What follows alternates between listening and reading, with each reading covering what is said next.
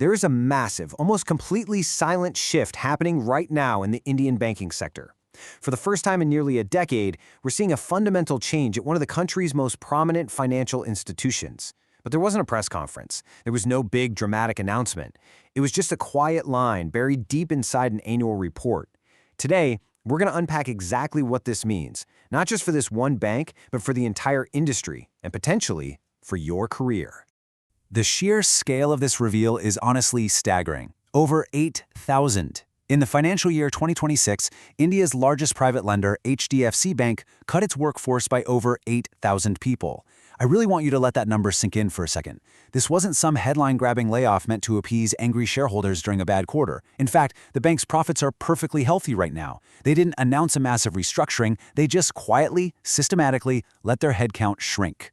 To really grasp why that number is so shocking, you have to look at the historical context.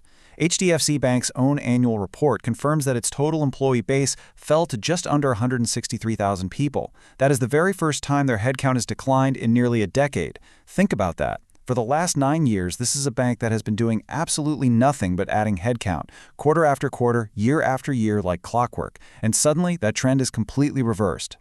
But here's where it gets interesting. We need to look a little closer at the underlying pattern, because while the bank was actively cutting junior and clerical roles, they were actually still hiring. In fact, they're hiring aggressively, but they're hiring in senior, specialized, and highly technical positions.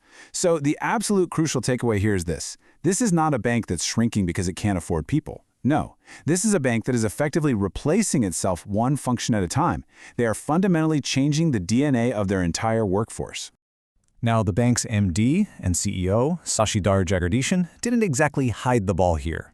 He plainly told stakeholders that HDFC's future is centered on becoming, in his exact words, a technology-led, customer-focused organization. He went on to say that employees are going to need to adapt as automation becomes more deeply integrated into how the bank actually runs.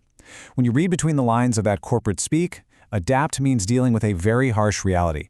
The job you're doing today might literally not exist in its current form 2 years from now. And look, if you're thinking this shift is somehow sudden, you've got to look at this number. 10 million. HDFC is not new to AI. Eva, their conversational AI assistant, has been quietly handling over 10 million customer interactions every single month. We're talking loan queries, card disputes, complex complaint resolutions. Work that used to sit on a human call center agent's desk, often in a regional language, at 2 in the morning, is now just being handled by an AI. This is a 9-year buildup. 10 million monthly interactions is just the visible tip of the iceberg. It proves that AI has been systematically replacing human effort for years. You see, EVA was phase 1. That was all about customer-facing automation, changing what the customers see and how they interact with the bank. But what we're seeing right now is phase 2. And phase 2 is an entirely different beast because it's not about replacing what customers see anymore. Phase 2 is about replacing what employees do. We are moving right into the internal operations, the actual engine room of the bank. Which brings us to a very, very personal question for a lot of you watching. What does this AI workforce actually look like, and whose jobs are on the line? Let's break down the specific roles that are most exposed right now. First up, back office and operations staff. Think loan processing, KYC verification, reconciliation, checking documents. This is the exact kind of repetitive, rules-based work that Agentic AI is literally built to absorb. Second, junior clerical roles. This has been the primary entry point into Indian banking for 3 decades, and that door is narrowing incredibly fast. Third, and this is the one people almost always miss, MIS and reporting.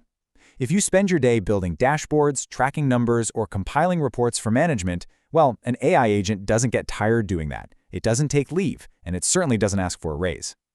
And hey, if you're sitting there thinking, well, I don't work at HDFC, so I'm totally fine, you really need to pay attention to this next point. What HDFC is doing quietly today, every other major Indian bank will be doing loudly within 18 months. SBI, ICICI, Access, Kodak, this ripple effect is coming for all of them. Why? Because absolutely no bank can afford to just sit back and let a competitor run leaner with drastically lower operational costs and still deliver the exact same level of service. The market simply will not allow it. We also need to talk about the actual human cost here, because it's significant. 50,000. That is roughly how many junior to mid-level roles across HDFC's branch and operations network sit right in that exposed zone we just described. This is the zone where AI agents are already entirely capable of doing meaningful chunks of the work. You know that old comfort of banking being this highly stable, almost government-adjacent job? That comfort is gone.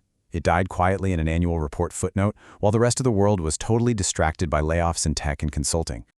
But okay, let's take a breath, because panic is absolutely not a strategy here. This isn't just some doom and gloom story about bankers becoming unemployable overnight.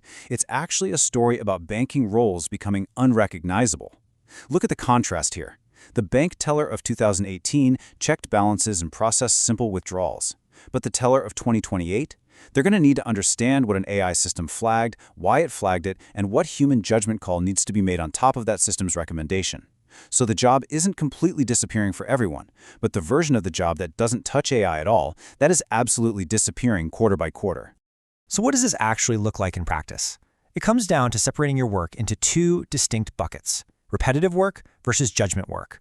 Every single role in banking has a part that is repetitive, moving data, checking standard rules, and a part that requires real human judgment.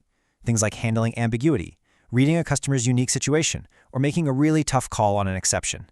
Your new goal is to supervise the AI that handles the repetitive work so you can spend all your energy competing on human judgment. All right, here is exactly how you make that shift if you're a mid-career professional right now.